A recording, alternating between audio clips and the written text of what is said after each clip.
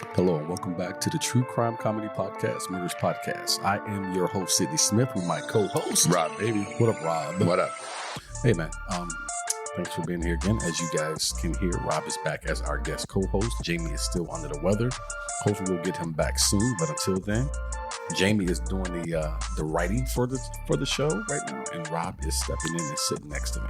Jamie's now the producer, and I'm the co-host. Let's be careful with producer.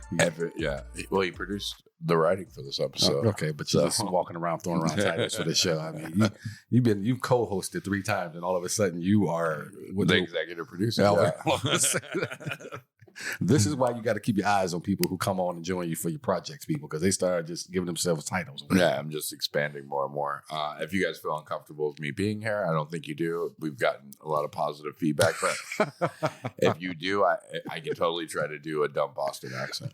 I can tell you right now, this is the last time you hear any positive feedback that ever comes this way, because the fact that you would bring it to the show. I just want to do a Boston accent. I've been hearing a lot of positive comments. We've been talking too far. It's like having sex with a woman and like, oh, I heard that was really good. I can tell.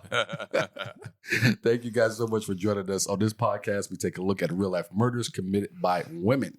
Before we get started, let me go ahead and remind you guys that you guys can leave us some nice, kind words on Spotify now, and also leave us kind words and reviews. On Apple Podcasts. Yeah, and if you use Stitcher, thumbs up it, because that helps. That's their version of reviewing. Okay, all right, there you go. You heard it here. If you use Stitcher, which I don't know anyone who does, but if you do, yeah, it's rare. The colorist over here next to me doesn't. Yeah, what kind of phone are you using today? Don't worry about what kind of phone I'm using today. Yeah, seems like you're ashamed of the color of your bubbles. I'm just saying. Listen, I have a nifty Note. All right, all right. So Android, it does the job, buddy. Mm-hmm. But yeah, so leave us those reviews, people. I got sidetracked because I was being attacked by a colorist. For you folks out there who are waiting to follow Patreon, we got some stuff coming for you soon. We are working on some things behind the scenes, which I will be happy to let you know here in the coming weeks, as well as some other projects that I'm kicking off as well. So let's jump into this thing, man. Yeah, let's do it. So how's your week, pal? My week was pretty good. I got a tattoo. Let me ask you this. Yeah. Do you think? I don't think you have any tattoos, right? I do. I have 3, and they're all hidden, right? Yes. Do you think it's detrimental now, since we've come so far, to have like hand tattoos or neck tattoos, or do you think it doesn't really affect the way people perceive you anymore because it's so commonplace? Nah, I think it still affects things. I mean, it depends. I guess it depends on what circle, what career you're trying to have. If you are one of us, as a comedian, I don't think it affects it. But if you're trying to work on Wall Street, I'm pretty sure Goldman Sachs isn't hiring any guys coming in who have tattoos on their hands. Very true. But if someone has like a tech startup or something, a lot of those guys are tattooed now, and it's not as big of a deal. Yeah, as a comedian, the hand tattoos don't really matter. That's why I got one. But if I ever wanted to do any major acting, it's kind of ruined. But I'll be fine. Yeah, going back to your tech startup, it's one thing to be the boss. True. Who has a tattoo on his hand or wherever. It's another thing when that same guy or woman wants to hire people, depending on the position, and not going to hire someone with a tattoo on their hand. Yeah, that's true. In my opinion. I mean, if they're any kind of forward-facing, customer-facing, public-facing position, that might be a little bit harder. But if you're some dude doing the code for it or some lady doing the code for it, I have to choose whatever you want. They don't care. Right. And that's what I'm saying. So, it depends on the circle, depends on the job, that type of thing. I personally have always been a stickler about neatness and about tattoos. So as I speak today, I don't know if I would hire anyone front facing, as you put it, with tattoos on their hands or showing on their arms or anything like that. I couldn't imagine. But I couldn't imagine hiring someone who's not wearing a belt either. Yeah, I get that. I just saw, weirdly enough, at a Safeway today, I saw a kid who couldn't have been more than 15 years old with a face tattoo. And that was the only tattoo he had. And he'll pay for that. Yeah. So that'll come back to bite him in the ass. Well, for people out there who've listened to the podcast, if I've never mentioned it or you missed an episode, or maybe I did mention it, I don't know. I'm a conservative. So I'm an ex-Republican because I can't stand Trump. Maybe if the Republican Party can never get far enough away from him, I'll go back and register as a Republican. But I am a conservative. I don't like to say independent conservative, anything like that? Because I think even if you're independent, you lean one way to the other. Yeah, for sure. I don't think you're just this free thinker. It just sounds weird to me. What about libertarian? No. Yeah. No. Am I? You mean? Yeah. No. I would no. I would side closer with conservative than I would with a libertarian. But definitely conservative. But so is one of your tattoos a tattoo of Ronald Reagan? You know what? It's weird because I now I'm picturing a Ronald Reagan tramp stamp. When I was a kid, and this is me showing my age. When I was a kid, one of my favorite shows was Family Ties. That's why Michael J. Fox has always been one of my favorites. And he played Alex P. Keaton, and Alex P. Keaton was one of my heroes when I was a kid. Young Republican. Yes, and I wanted a picture of Ronald Reagan. Alex, or Michael J. Fox's character, Alex, had a picture of Ronald Reagan next to his bed. I always wanted one. Yeah. And my mother and my family, all Democrats, was like, the hell that will ever happen, right? So, no, I've been Republican since I was a kid. Yeah, I'm a Democrat. Always been a Democrat since I was a kid. I've always been poor. And but yeah, I remember Family Ties just barely. I think it was right at the end of my generation, But I remember the Ronald Reagan picture, and I thought it was weird that a teenage boy would have a grown man's picture next to his How bed. dare you? How dare you try to make that sound that way? How dare I'm just saying. But I used to catch heat, and I would catch some now if I'm in the right circle having this conversation from Black people, because there's a lot of Black people who think that Ronald Reagan and Republicans of the 80s didn't like Black people, didn't like African Americans, didn't like Killer Black Mike. people. Yeah, Killer Mike. I don't know that to be true. I don't think anyone knows that to be true. You can take anyone's policies and say they didn't like a certain. I will say this: Republicans overall don't like poor people during the 80s. Yeah, or the 90s or the 2000s. Take it easy. Take it easy. No, take it easy. This is what I'm talking about right here. I have a breakthrough revelation for you for the 2030s. What is not going to like poor people either. Except for that's like 90% of their base. Yeah. And we're not a political podcast at all, folks, but that there's so many first point in my life, I lived in a trailer park. Not the it's not the epitome of, and this is a politics. This is us affluence. sharing our lives, I think. Yeah. It's not the epitome of affluence. It is not. And almost everybody in that trailer park was Republican. So, I do find it entertaining because you are correct with that. But there's a lot of people who are not affluent who are Democrats as well. Here's always been my thing when it has come to politics is you don't get fooled by a lot of the nonsense. And both sides will fool certain groups of people to make them think that they care about you. Oh, for sure. Just to get your vote, just to get you in, while their policies don't directly do anything for you. Yeah, I see more now that there's not much difference between the two sides. Like I would call myself a Democrat, but I'm always going to vote on the issue. Always have to. Yeah. I always vote. And I've never been that type of Republican like my neighbor next door is, who definitely votes straight ticket. I'm not that type of Republican. I lean more conservative, as I said, but I will vote for a Democrat or an independent if what they're saying or what they believe falls a little bit closer to my way of thinking on that particular topic. So it does just depend. Yeah, I feel like it's harder to find people that are more in the center nowadays. Like I would say I'm full Democrat. Well, they're there. Yeah, they're there. But like I want equal rights in guns. Like I don't see a problem with that. I think the majority of this country actually is in the center.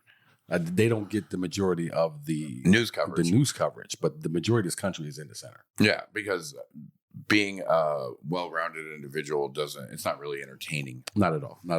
I need some craziness in my life. Me too. I just find it in women most of the time. Do you hear that? No. What I was going to say, and thank you for saying women. That's a good segue to Valentine's Day, man. How many ladies you got to buy for? Just one, maybe.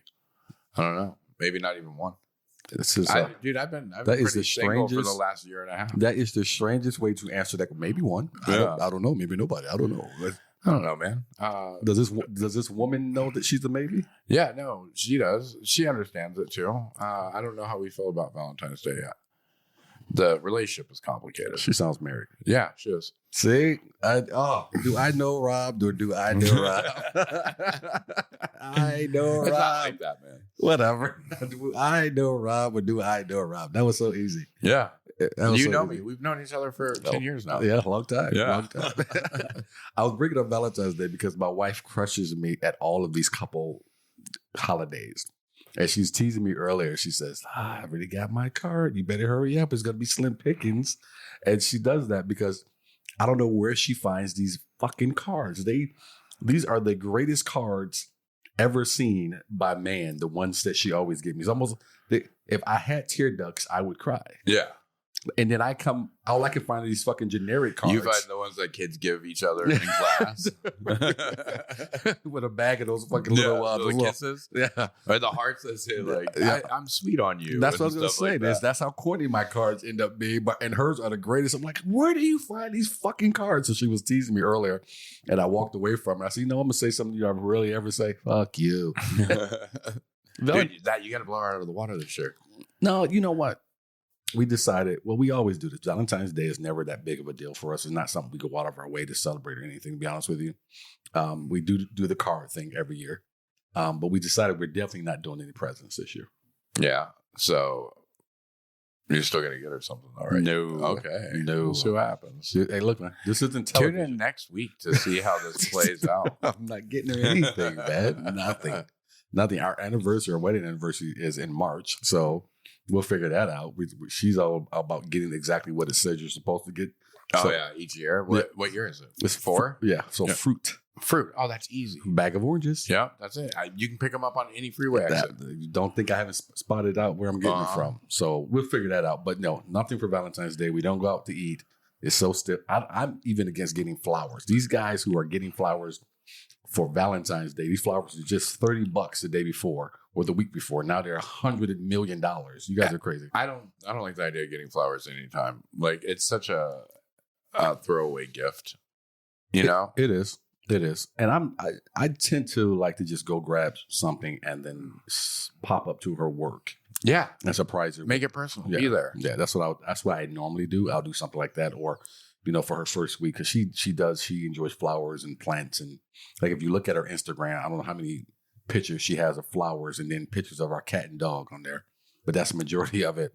And she likes to have plants on her desk at work. So I'll go pick up a couple and take them to her. Yeah, see, that's a little bit different, as opposed to somebody having 1-800-Flowers deliver something and you're not there. And it's like a printed note. Like, if you go and you go, hey, pick these out. They're your favorite flowers for your work desk. Right. I like that. Plus, I can go in and eyeball all the dudes. Like, let them know. Yeah. You can assert your presence, if you will. Let me tell you something. It's just I gently tell them with my eyes. If she has a problem with you, you got a problem with me. Yeah. Go through and shake everybody's hand. You have the look. I do. You have the 15 feet away look, where you're like, stay 15 feet away. Back off, buddy. Yeah. Well, I remember years ago, we first started dating. I went to go help her move into her new classroom because, you got to take your shit out at the end of the school year, move it back in. And this little dude comes walking up to her to introduce himself. And I'm over at the back of her car taking things out. I don't think he even sees me. I'm sure he didn't. Because when I came around, I was like, oh. Oh, hey, hi. And I went to shake his hand, his little vanilla milkshake hand. He has a little, it's the hair colorist now. just to let him know, hey, bro, you just get your 15 feet too close. Back up, pal. And then that was the end of that. I like that you called him little. He's a little guy. Yeah, he was a 7th grader. That's in my mind. So a student was like, hey, hi. You're going to be my teacher next year. He was not. So I came like, there. Bro, back up. Back up, bro. Monkey bars, bitch. I'll see you over there. It's 7th grade. What a dick. Why don't you, I hope you and your married lady. I don't even know what grade she teaches. Who? Your wife. She doesn't teach kids anymore. She got promoted she's at the district office. She's a district coach now. Damn, she's killing it. Yeah, man. So she's essentially teaching teachers different things now, like how to use their technology. That's like boss level stuff. I don't want to say boss level, but I think she'll be a superintendent one day. That's dope. She's smart. I feel like that's a very stressful job, though. She really enjoys it. First, I think it depends on it's one of those things that you have to, I say this all the time. You have to be called to it. I always say teaching and being a leader in religion, a pastor, minister, someone, you have to be called to those things. That's not something that you can just wake up and say, no, I think I'm going to be a minister today, or I'm going to be a teacher. No, because then it does become stressful for you. Then it does become something you really don't want to do, and you're bothered by it. Yeah, you have to have the passion for it, because then you can deal with all the things you don't like. Well, that's why you got to be called to it. Yeah. In my opinion, my humble opinion. But I also think the same thing about what we do. I think the same thing about comedy. Oh, yeah. If you're just trying to do it because you think you can make a quick buck, you're never going to last, because the first 7-10 years are hard. At least the first 7 to 10. And there's too many comics, and I'm going to say mainly guys, who are doing it because they think they're going to get new friends from it, or they want girls. A lot of guys are like, girls will like me. I was going to say. Like, girls didn't like you before. I'm going to crush so much ass. All those different things. If that's what you're in it for, you're in for a rude awakening for at least the first year or so. You'll figure it out and weed yourself out, hopefully. Yeah. I used to be the beacon of positivity. And now when new comics start, I'll be like, they're not going to be here in a year. And when they disappear, a little part of me is like, yep, told you. But that's all right. Not everybody can do the job. I think I've always said this to you and other people. I don't have anyone wants to think they want to try it. They come to me ask questions. I'm happy to answer them. What I won't do is what I used to do, is the hand holding, the call me anytime with your questions, all that, because I have such a love and passion for this. If you can't match that, then you become bothersome to me. Yeah. If it that gets makes annoying sense. when they're asking you basic questions over and over. Yeah, constantly. When I'm fine with somebody asking me like, hey, how do you do this or how do you do that? But when they have asked me 6 times and I tell them and then they just kind of bullshit it away and then go like, oh, hey, can you tell me? I'm like, no. What a crazy thing with me, and I tell these kids, and I say kids no matter how old they are, because I've been doing this for a while. So I tell these kids, you guys are so lucky to have all of the places to perform, and how a lot of you are not getting drastically better, or is beyond me, because we had a handful of mics of that when I first started, and all I did, but God rest his soul, he was a comic here in Phoenix, where everybody loved him. He used to tease me all the time because I would show up with my notebooks with all my jokes in there, and I'd go through everything and be ready to go for a 5-minute mic. Yeah. And I did that over and over and over while working a day job. And how these kids are not just hitting mic after mic after mic, figuring out how to get better is beyond me sometimes. Well, I think part of it is the fact that there's so many now that when it was your time and a little bit at the beginning of my time, there was scarcity. Yeah. Where it was like, I only have 5 opportunities to work these jokes out, so I have to do it. Now it's like, I have 3 every night, and all my friends are going to be there. So I'm just going to fuck around and bullshit with my friends. I get what you're saying, but I think you can take the latter part of your statement, because we all have friends we could just fuck around with. I think it's figuring out what it is you want to do with this thing. And this has always been my thing. You've heard me say this back during the crack up days. If you can either be a hobbyist or you can be a professional. If you want to be a hobbyist, I have nothing against you for wanting to do that. Just understand that is what you're attempting to do. I know that, you know that. So don't expect me to treat you like a professional. Yeah, exactly. That's the bowling league thing. I think it was Kinane that said it. He said he started doing comedy for fun. Who's this now? Kyle Kinane. Okay. He was like, it was like a bowling league. Every Tuesday and Wednesday night, I'd go out, and he goes, but then I started to get serious about it. And when you become a professional bowler, you don't have a bowling league anymore. There it is. Yep. Yeah. You stop bowling for fun and start bowling because you're trying to get better. Right. And I've had people walk up to me at shows. And I think you maybe have done it to me once or twice over the years, but hey, see a smile, relax, calm down. No, yeah. And I'm like, no, this is too important to me, especially for shows that are, all the shows are important to me, but especially the ones that have my name on it are supremely important. Yeah. The shows that you produce and that you headline, you definitely seem extra stressed. And I'm just trying to remind you, like, remember what we do is fun. Oh, I'm not saying you're wrong for that. Yeah. Not at all. But I think everyone handles this a different way. And whatever that way is, it may be right for you. I tend to think my way is right for me and probably going to be right for you too. Because as I was taught early on by my mentors, it's show business, but it's business first. Yeah. And I'm fond of telling people, no one gives me a show where I headline or my own show, whatever, just because they like me. They do it also because I understand the business of this. Yeah. Yeah. And I get that too. I don't know. I take everything super serious, but I also know when to have a good time. Sorry. The reason I'm laughing is Sid bumped his mic Shut up. with his own face. Shut up. But I'm over here having fun, not bumping my own face. I'm looking because I'm producing the show. I know you are, and looking at what's on the dry erase board behind me, making sure the time is right here, making sure we're not just going on and on and on. It's Jamie's fault for the sake of it. We can just blame Jamie for everything. Speaking of producing things, I have another show that I'm putting together right now, and I have a meeting at CB Live tomorrow afternoon before my show at CB Live tomorrow night. So. Looking forward to being able to drop some news about that coming up soon for people in the Valley. And actually, I'm going to produce it for YouTube as well. So people listening from wherever you're listening around the world, actually, will be able to jump and see it on YouTube at some point as well. So yeah, nice. Yeah, looking forward to that. If you are in the Valley, though, here in Phoenix, I have my Sidney and Friends show going down at CB Live Comedy Club up at the 101 in Tatum. So if you're in the area, or just in Phoenix at all, come on and check it out. And it's a special edition show tomorrow, right? It is. It's going to be Valentine's Day special. So I got a great lineup of females taking the stage, and I'm going to give away a Coach bag to some lucky young lady who's in the room. Does it have to be a young lady? Can I enter? You can't enter. Well, you know what? You're not on this show, so yeah, you can enter. Yeah, you can Girls win. Love Coach bags. But you're gonna win it and give it to the married lady? She's not married. That was a joke. No, but they're too late. We're letting that run the way you're letting my phone shit run.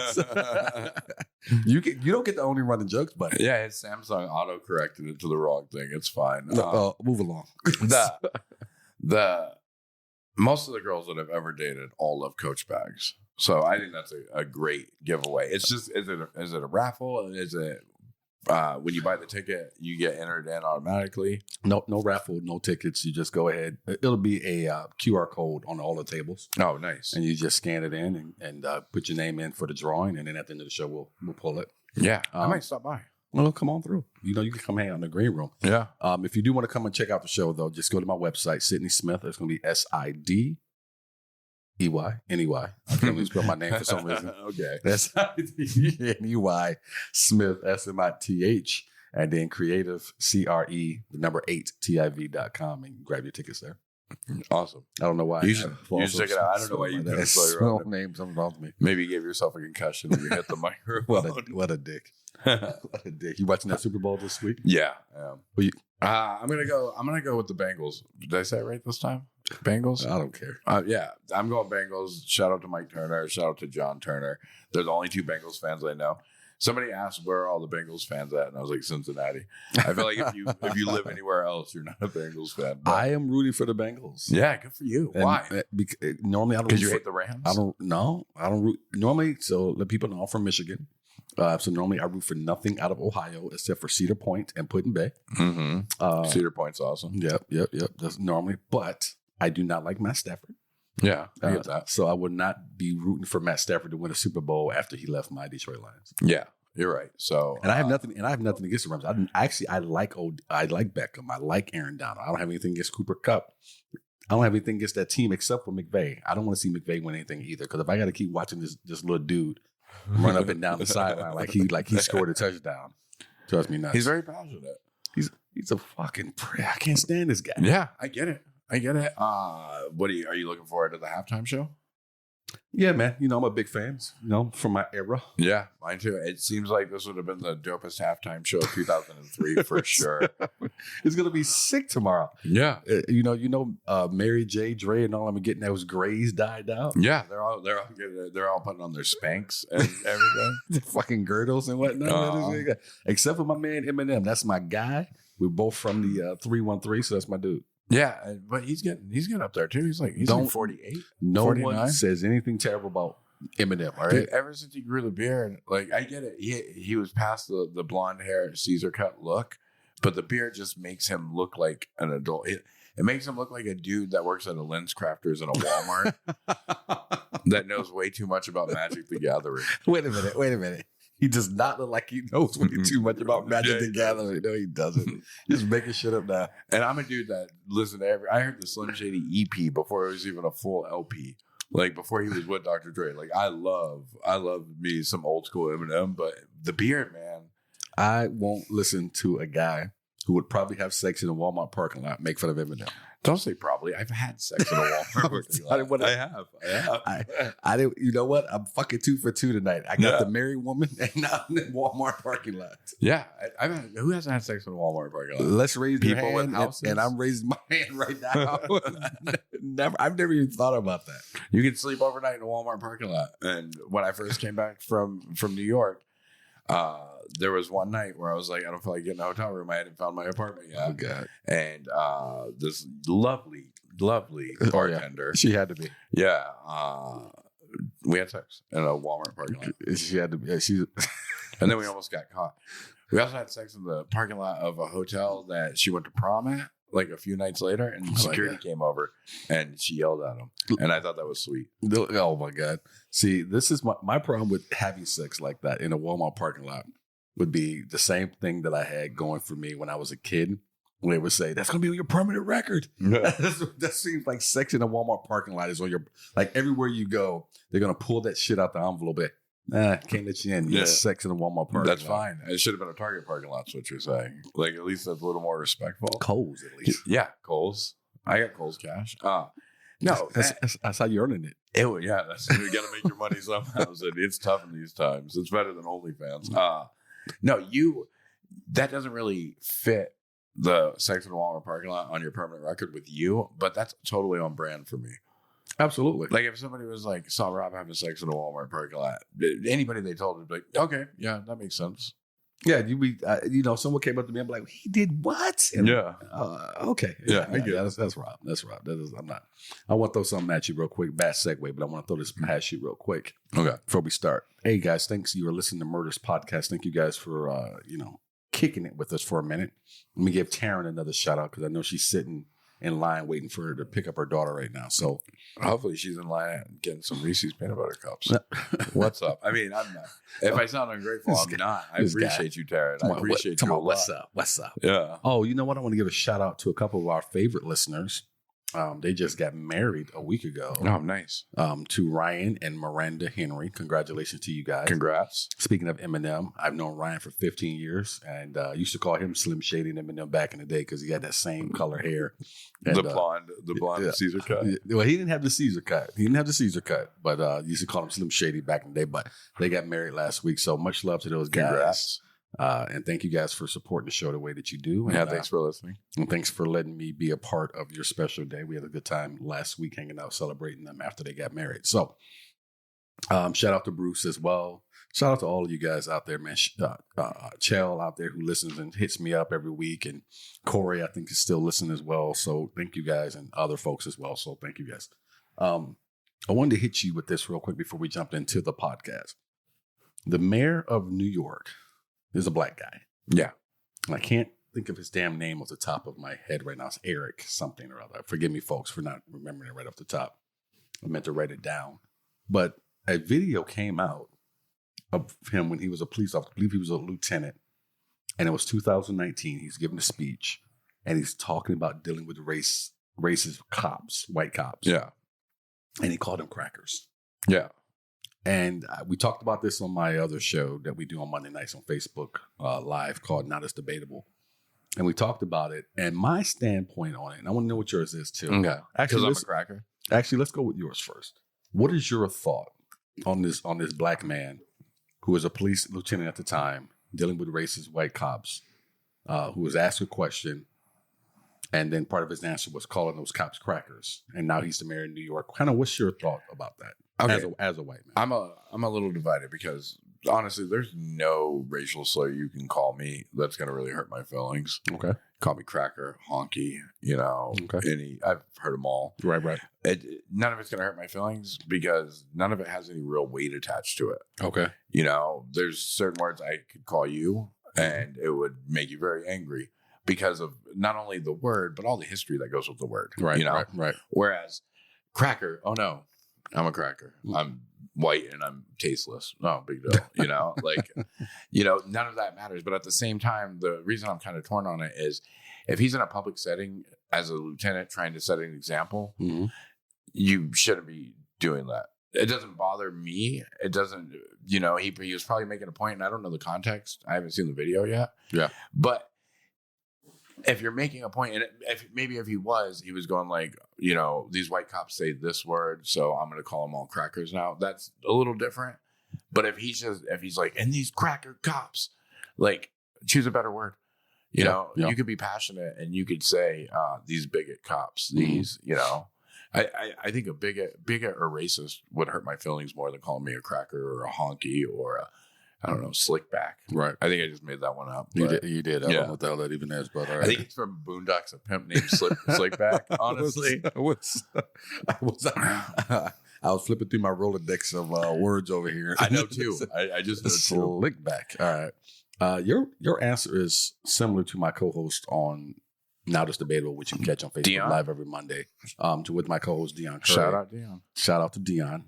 Funny dude out of Very Indy. funny dude. Getting ready to get on the road with Greg Fitzsimmons, actually. Really? Yeah. So yeah. Hopefully he comes through. It's been a minute since I've seen him. Well, he'll be out here vacationing with us for about a week. So he'll be out in April. We'll all get together and hang out. Yeah, we should. But your answer is similar to Dion's, who is African American, and you are not. So I wanted to make sure people who can't see us knows that. But my answer on it is the same as it was the other day. I think he's completely wrong. I wish there was a way to get him out of office. I don't think anyone of any color should be using any type of racial verbiage in terms of talking about someone else. Yeah, any kind of slurs. Whether or not you were offended or not, it's to you, it's important. To me, it's more important to understand that no matter what color you are, you're going to be treated the same way when you use a racial slur. Yeah, you're going to look like an idiot when you use that type of language. And I don't know how anyone, anymore do I see how Trump or Ted Cruz or any of those idiots right now who obviously lean towards one group of people more than another can be a good leader. I don't see how that black man can be a good leader either, especially of a city like New York when it's so multiracial. Yeah, and when there's obviously a little bit of bias in them. Obviously, yes. And so some of the pushback we got on the show on Monday night was that, well, everyone has biases and so on and so forth. And I'm not saying that all people don't have some type of biases, but if your biases is something that you'll do in public, it's a little bit more not even something severe. That you would do in public. If it's something that can really move your judgment when you're supposed to be a leader, then I cannot have you in that position. In that position, yeah, you can't give somebody a position of power when you know it's going to lean one way or the other. Right. We don't get to equality by overcompensating one way. Right. So not when I know it. Now, if you want to say everyone has biases, that's fine. But when they become exposed, well, now there's a different decision. There's a different judgment about you. There's a different thing that needs to be done about it. Yeah. In my opinion. Well, it's the same thing. Like, I'm all about feminism. I think women have been treated wrong for a long time. Mm-hmm. But if I see someone's Twitter account and they're like, all men are pieces of shit, it's like, oh, okay. So you're just going to lump everybody by their gender. Right. Like, that's the thing you don't like. And you're doing it. But 40 people are going like, yes, so you think it's okay. Well, it's the same thing when it comes to the prejudice against the LGBTQ community, where people, well, why wouldn't you join in? And why wouldn't you? If you're asking me to dislike a group of people based off of what they decide to do. Now, granted, I have my own thoughts on when you try to compare it to being born of a certain race, but you're not going to get me to side with you about being against that group of people. Yeah, we can't stop people for hating someone that has something out of their control, like their race or their gender or anything like that. That's not out of you wake up you're born and you're white or black. You have no choice over that, Right. So if we're trying to stop people from hating other people because of something they had no choice over, we can't do it by also hating people over what they had no choice over. Absolutely, because I do believe your sexuality, you don't have any choice over. Agreed. So, it's the thing, and I relate to this a little bit more, but when they're like, straight white males are the worst, I'm like, why? Because I was born straight and white. I have no control over that, like, it's confusing. No, I'm with you there. Okay. maybe touch on that next week, man. Because I got man, we got into some serious shit today, guys. I hope people are still listening and we're okay with it. Yeah, I mean, make sure to comment if you were still listening, and if you did not like what we said, tell 8 people. I wanted to get into the thing that happened in Iowa. What's that? The racist little girl, the 12-year-old little girl, posted a video on her TikTok where she was just saying the N-word over and over again. Okay. And then a podcast host talked about it on the show, and the racist little girl's dad got the podcast removed because he was like, it's affecting my business and all kinds of stuff. Instead of being like, my daughter did something wrong, got the podcast, which is hosted by a black man, removed instead. Was she singing a song or just saying it? No, she was giving a hate speech. Did they pull it? Did TikTok pull the speech? Her parents did. Wow. All right. But that's a whole thing for next week. Yeah, let's jump into that. Yeah, let's talk about murdering women that murder. You almost said something. I almost said murdering women. Okay, let's move on. That's my old podcast. All right. I'm joking. All right. Okay. We need to, hey guys, edit that out. Yeah. Edit that out. This guy. You're telling that to yourself. You're the producer. Who picked these guys to guest co-hosts? You're the worst, man. Now I'm gonna get some flack now. This is great. I know. I'm sorry. On this week's episode of Murderess Podcast, Brittany Miles is our killer. Yes. Brittany Miles was behind the wheel of her truck at a traffic light along a busy highway with her eyes closed. Authorities had been looking for Miles' red Dodge Ram for most of the morning before Pasco Sheriff's Deputy Ashley Grady noticed it. So, hold on real quick. Her eyes were closed. Was she like permanently, like she was sleeping, or she was just sitting there like, I've had a hard day, goose fraba type thing? I think she might have been sitting behind the wheel with her eyes closed, like one of those old 80s Marlboro commercials. I know what you're talking about. I just need a good smoke. Yeah, they just need to go to Flavor Country, just enjoying the night. Flavor Country. People were calling 911 to report a reckless driver in the area. The first call came almost 5 hours earlier when Miles got off work at the Brass Flamingo the morning of May 10th, according to court documents. Grady guessed Miles had dozed off for about 15 seconds before a frustrated motorist behind her honked the horn to let her know the light had turned green. Moments later, Grady turned on her emergency lights and pulled over the drowsy driver along US 19. Evidence filed by the state attorney's offices revealed the following. Miles, 21, failed a series of sobriety tests and admitted to consuming 7 alcoholic drinks the night before. She sat in the back seat of Grady's patrol car while the deputy filled out an arrest affidavit. Okay, so I have some history with this. Not with me. Really? But a few months ago, I was waiting at a light, and the light changed, and the car next to me pulled out slightly in front of me. Like he kind of got into my lane to where I couldn't move, and then just stopped. And then eventually a cop showed up, and the guy had passed out in his car. And what he had done is when he passed out, his car lurched forward, and then he put his foot on the brake and just slept. And I couldn't go anywhere until the cops got there and they arrested him.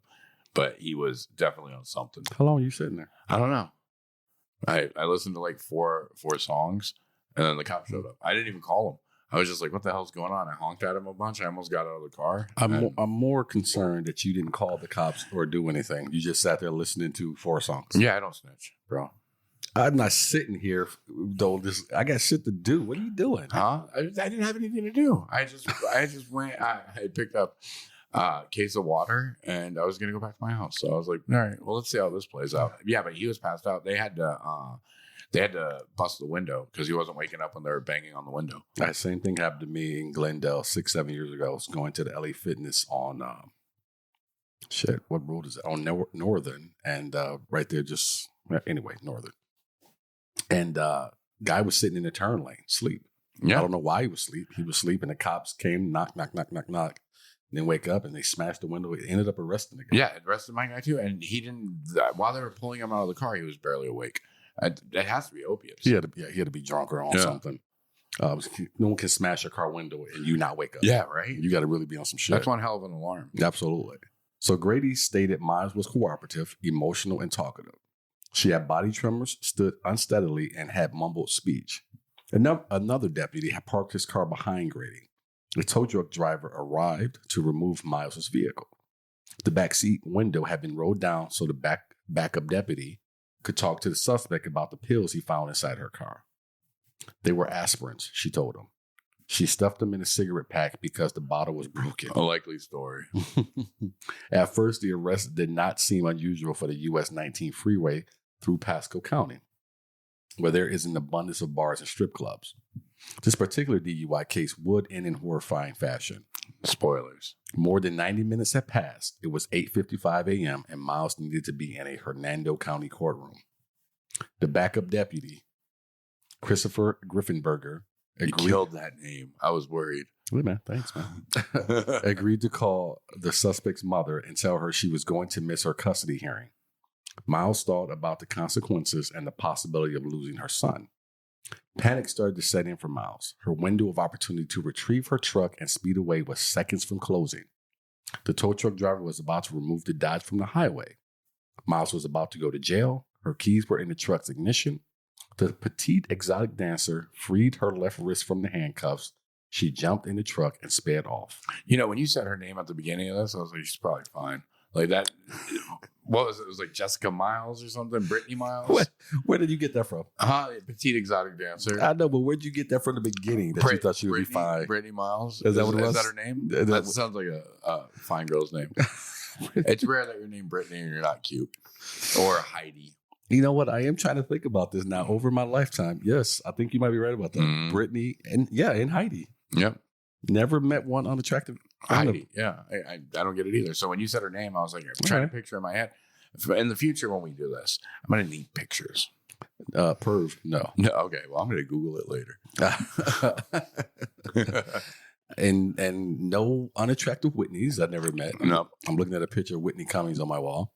And then Sarah. Because I got Sarah Silverman on my wall. So, yeah, there's no unattractive either one of those names. Or Joey Diaz's. There's no unattractive. You have a picture of you with Joey Diaz. And I've never met an unattractive Joey Diaz. Let's move on. Because just in case Joey hears this, I don't want to be banned from any green room he's in. Can you do a Joey Diaz impersonation? Cocksucker. Yeah. That's go-to Joey Diaz. It is. Cocksucker. That's also a Billy O'Connor. Yeah. Except for it be a little bit more pitch. Yeah, and a little more jovial. Yeah, and a little that little laugh he does. Shout out Billy O'Connor. Billy O. So 9 minutes later, Grady lay injured on the asphalt with a broken ankle and leg and had blood gushing from her head. 5 miles north along the same highway, a motorcyclist lay dead with lacerated organs and crushed bones. Holy shit. All from her jumping in the car and taking off? After jumping out of her mangled truck and getting tackled by Griffenberger, Miles wound up in the back of an ambulance with a cervical collar around her neck. She started to cry. A deputy said he overheard Miles utter the following later to an emergency room nurse at Oak Hill Hospital. I was under the influence. She was trying to arrest me. I had to get to court so I don't lose my child. So I left and got into an accident. I ran for my son so I wouldn't lose him. I guess now I lost him anyway. I didn't do it on purpose. Yeah, okay. I get that. What do you think? This falls under a crime of passion? Because a crime of stupidity. Well, yeah, it was stupid that she was drunk the night before her court hearing for custody. Also, that she had to have a court hearing for custody. There's a lot of mistakes made leading up to this. But I've known mothers that were very, they love their kids very much, that would do something like this in a heartbeat, you know? I mean, they wouldn't be in this position. I was going to say, because you got to question, how do you get yourself into this position? A lot of mistakes leading up to it. A lot of them. And she's 21. And as you put it, hot. Yeah, she's very hot. Miles' charges in Hernando County are first-degree murder and aggravated fleeing or eluding law enforcement. The murder charges is for death of Henry McCain, 66, who was crossing the County Line Road intersection on his motorcycle when Miles's truck mowed him down, deputies said. That sucks. And that's sad that some dude that was just going about his business on his motorcycle gets murdered because this chick's hammered and trying to get to court. You lived 66 years and this is how you got to go? Well, that's what I was going to say. But he was 66. He lived a pretty full life before. No, come on, man. Yeah, it's still sad. Don't get me wrong. but it's less sad than a 19-year-old kid on his motorcycle. You know, I don't know if it's less sad or more sad. I don't know if you can try to judge one or even try to quantify it. Yeah, maybe I should be comparing them. Maybe. Yeah. Okay. Continue on. In Pasco, she was charged with attempted murder of Grady. Excuse me. In Pasco, she was charged with attempted murder on Grady, escape, fleeing, or eluding, and DUI. If convicted of the first-degree murder charge, Miles could be sent to death row. Piles of evidence have been added to the court file, including documents revealing more details of Miles' DUI arrest and subsequent escape, and a recording of a phone call she made from the jail a couple of days later. My mom is saying that no matter what, I'm going to end up doing time, Miles said during the call. Right now, they have me on the death penalty. I don't know why people talk on these phones in the jail. They tell you that these calls are recorded. What are you doing? Yeah, don't incriminate yourself at all. You know, say, hey, this is what could happen. Never speak in absolutes like this. I'm not saying anything until we get face to face. Yeah, get some bail money. Get out there. Talk to a lawyer. Did you do it? I'll talk to you about that later. Yeah. I just flat out say no. That's all. No one needs. I don't need to talk to anybody to anyone but my lawyer. Yeah, exactly. Only they person don't record those. Right. That's the only person you can talk to where nothing is recorded. Man, our legal system is confusing. Like, again, you can talk to your lawyer and you should have privacy while doing that. But they're also like, but if you talk to him on the phone, we're gonna know. You know, we're going to record that. But if he comes in and sits in a room with you, we won't record that. I don't think they can record it if they talk to him on the phone. I feel like all the calls coming from the phone in jail are recorded, like no matter what. Well, you may be right. It might not be admissible in court, but it's still recorded. You may be right. Which I think the system's a little corrupt. And I think even if they have the recording and they don't play it in court, they listen to it to find the angles where they could, you know. Well, the system's definitely corrupt. That's why I'm not trying to give them any extra exactly. ammunition. Keep my mouth shut. I asked, like, what'd you have for dinner today? Stuff like that. No way I'm going into detail about any crime I've ever been accused of. No, absolutely. But luckily, no, I've never been accused of any crimes. Yeah. So Miles' mother is Deborah Miles, a Hernando County Sheriff's deputy. Oh, and the plot thickens. Oh, man, like. They worked in the same office. Who? Deborah Miles and Grady. Oh, yes. I thought you were going to say the kid as well. No. So she's too young, or he would be in a custody hearing. So she spoke over the phone to Oliver Bevins, the father of her 2-year-old son. She told him several times she loved him. Miles said her mother told her not to discuss the case over the phone. Yeah. Bevins said he got the same message. They spent most of their 15-minute conversation talking about it. Yeah, because they're both dumb. Two idiots. Also, they're in a custody battle. And now that she's going to prison for life, they're on the phone having long 15-minute conversations talking about they love each other. These fucking idiots. And no, talking about the damn case. She's saying she loves him. These are two morons. This is two idiots. She's probably a stripper. And he's probably a fucking DJ at the he's definitely she's definitely a stripper. He might be a bouncer. You don't know. Don't typecast people. He could be a bouncer at the club. He could be a bar back. My bad. Yeah. My bad. It was a fucking accident, Miles said. It was a car accident. As far as the deputy, she jumped on the truck. It's not like I hit her. She fell off. Oh, case dismissed. Why didn't you present it that way? Wait, why are we all here? You see the judge just taking off his or her robe. Why are we here? Oh, you were drunk and stole your own car from the police as they were towing it, and the deputy tried to stop you, but it's her fault. Yeah, for sure. I could be on my couch watching Perry Mason. Why am I here? Case dismissed. Get out of here, everybody. So I didn't hit the cop. She jumped on it. Yeah, it's not my fault. And she fell off. Should have had better grip. It was her decision, she continued. She just jumped on the fucking truck while I was driving. Now, it says here, expletive deleted, but I'm going to assume she said fucking. Yeah. Because nothing else bitching doesn't work. Assing doesn't work. None of that works. She jumped on the fucking truck while I was driving. Miles revealed moments of sorrow and regret, but only while it was mixed with confusion about the charges filed against her. They can't do this to me, she told Bevins. Did you hear the charges they have against me? Like fucking murder?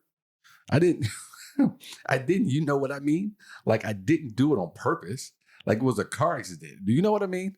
How can they charge me with murder for a car accident? You know what this sounds like? This sounds like every spoiled, like, pretty girl or like what we would call a Karen nowadays.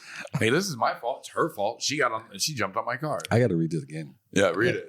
Your acting is on point, too. They can't do this to me, she told Bevins. Did you hear the charges they have against me? Like fucking murder.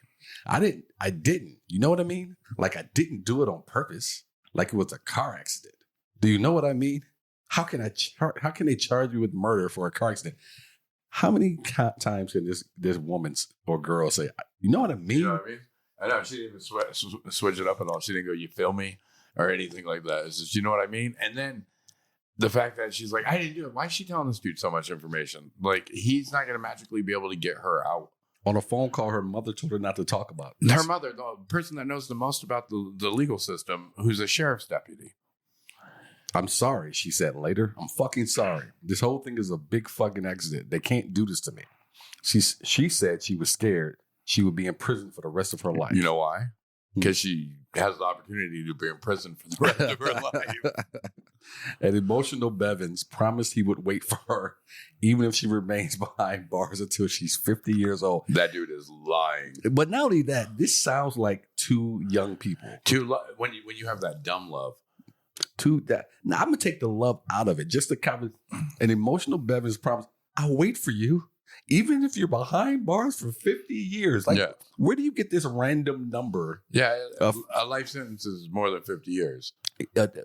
Okay, so I'll be her, you be you, and you're your age now. Yeah, I didn't do it. All right. Yeah, okay. I think they're gonna put me behind bars for the rest of my life. That sucks, and I'll be with you through the whole trial. That's it. That's it. That's all you can promise. Yeah, no, because 50. I will visit you once a month for the first 2 years, and then after that, I will write you once a month, and then after that, you can call me once a year to check on our kid. All right. That's it. That's it. Okay. Now you be her. Okay. They said I could be facing life. I didn't do it. You know what I fucking mean? You know what I mean? Look, get liquid soap, and I'll see you. All right. Good to know. Get liquid soap. She doesn't have to worry about dropping the bar soap. I'll raise her kid. Yeah. Let him out. I gotta go. See, but you're also smart. We don't know how old Blevins is. He could be 35. I think he's fucking 21 like she is. You know, so we're right because he sounds like what I think we would sound like if we were, but I love you and I'll be here and I would, Dude, I still, if I'm like in love with someone, I say a lot of that because it's true. But luckily, my old age has jaded me to love completely. So it rarely ever happens. Yeah. Yes. I know you're married, but Rob maybe still loves you. Stop, dude. Stop. I'm not going to stop because you keep talking about my phone. Yeah, I'm sorry. Miles told Miles told him she had been detoxing while in jail. The side effects were disgusting, she said. You weren't really detoxing. You just couldn't get anything. Are you really detoxing? Well, that's a forced detox. Yeah, but also, this took place a while back, right? Right. Yeah. So I don't think all the research was in. When you're detoxing, especially off of like alcohol, if you're a huge alcoholic, that can kill you. And they didn't know that until like 15 years ago, 10 years ago. Shout out to all the alcoholics who refuse to die. Yeah. Right. Keep doing your thing. Bevins told Miles had she stayed in Grady's car and peacefully gone to jail, she probably would not have spent an extended time behind bars. He said DUI suspects in Pasco are released as soon as they get sober. I wish you had relayed the message to me before I did anything stupid, she told him. See, that's a entitled person. That's like, I wish you would have told me this beforehand. Like, or maybe just use your fucking brain. Right. Dangerous behavior. Miles confronted Natalia Magnifico Ortiz outside her workplace the morning of March 26th, deputies said. Are you the bitch who hit me? Miles asked her. Magnifico Ortiz tried to explain it wasn't her. Miles threw her to the ground, struck her, and pulled out clumps of her hair, according to court documents. A witness corroborated Magnifico Ortiz's story. Others saw the two women on the ground fighting. Pasco's deputies arrived, but Magnifico Ortiz initially declined to pursue charges. Miles left the area in a taxi. She said she didn't remember anything until she woke up naked in a stranger's house. This girl loves to party. Miles said the man rubbed up against her and asked her what she charged for sex. She said she wasn't into that. She called her mother shortly after 1 p.m. that day and asked her to pick her up. I was angry with my daughter because of her recent behavior and told her to call one of her friends to help her, Deborah Miles told the Pasco Sheriff's Office. I was done with her. She had already spent the morning looking for her daughter and was driving home. After she made it home, Deborah Miles had a change of heart.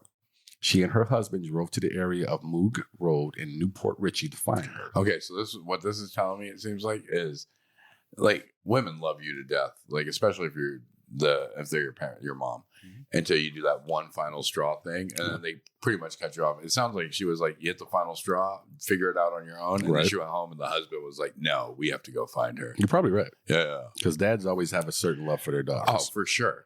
And the fact that it was like, after she made it home, she had a change of heart. Nope.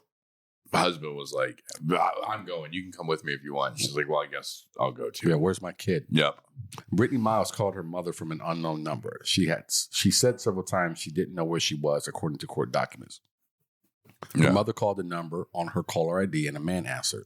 He told her he found her hours earlier in the back of a deputy cruiser and didn't want to see her go to jail. She was released and he brought her back to his place, he said. He insisted he slept on the sofa and she slept in another room.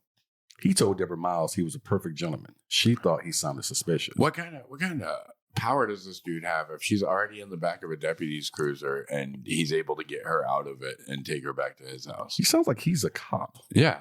It sounds like Pasco County is nothing but cops and this one stripper.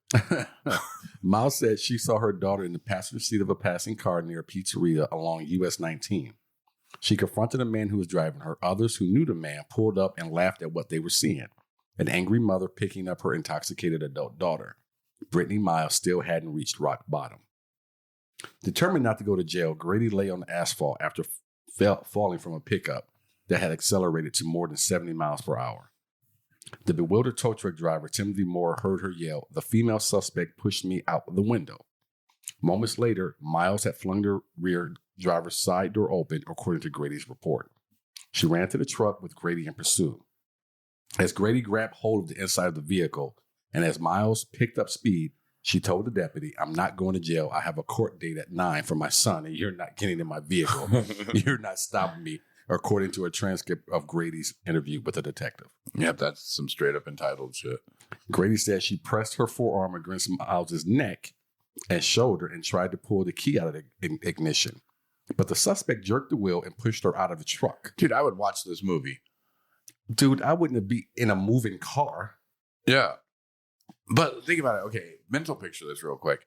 Grady, who's also like probably a smaller female officer, has an arm in the truck. Her other arm is pressed up against her neck, and she's trying to pull the keys out. That is an action scene if I've ever heard of one. She's a female Sylvester Stallone over here. Yeah, exactly. Hey, oh, you know, like, or whatever he says.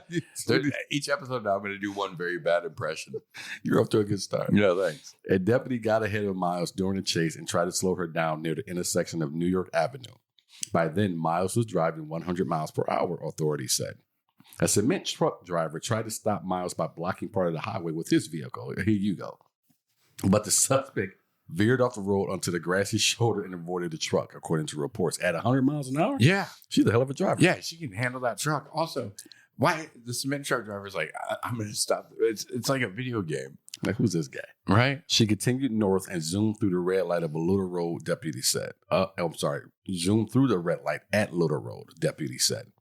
Griffenberger was among those taking part in the chase, which continued into Hernando County. When Miles' truck collided with McCain's motorcycle, it looked like an explosion of debris and vehicle parts flying in the air, according to court documents. One witness said he saw a rooster tail of dirt and a cop behind it. Both were on the shoulder of US 19 north of County Line Road.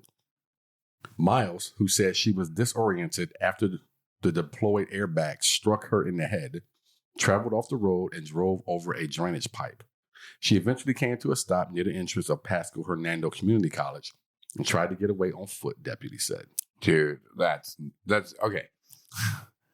She just ran through this guy, turned him into red mist, and slammed into community college, which she probably has a few credits at but never graduated, jumps out of the car and tries to take off on foot and remembers, oh, I'm drunk and I can't run in a straight line. Don't all strippers end up at community college? No, that's where they start normally. Griffenberger tackled her. She struggled as she reapplied the handcuffs, he stated in his report. A Florida Highway Patrol trooper at the scene observed Miles in the back of a Spring Hill Fire Rescue ambulance.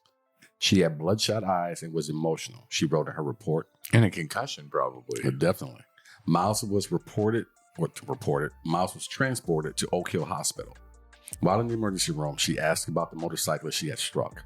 According to reports, she would later say during her jail phone call, she swerved to miss him, but he turned in the same direction and she couldn't avoid the collision. Hernando County Sheriff's Deputy Eric Dunn watched Miles while she was at the hospital. She struggled to walk to the bathroom. I advised her she has to take small steps due to the leg shackles, Dunn wrote. Brittany Dan began to walk on tiptoes and began to giggle and laugh. Oh, because of small steps. Okay, look at this. Yeah. The only thing this is missing is that she didn't go, it's not my fault. They shouldn't have chased after me. That's the one entitled thing. So do we know what happened with her? No, man. That is the end of it. Jamie left us with a cliffhanger. Oh, man. I knew there was something I didn't like about him. Yeah, man. Left us with a cliffhanger. That's the first time that we've ever had a cliffhanger like that. I'm going to assume in his sickness he fell asleep while he was sick. Yeah, I get it. Jamie, I hope you feel better soon.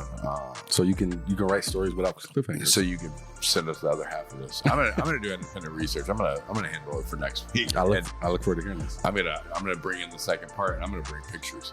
I do think that you're right in terms of she sounds like any, I think, entitled 21-year-old. Yeah, exactly.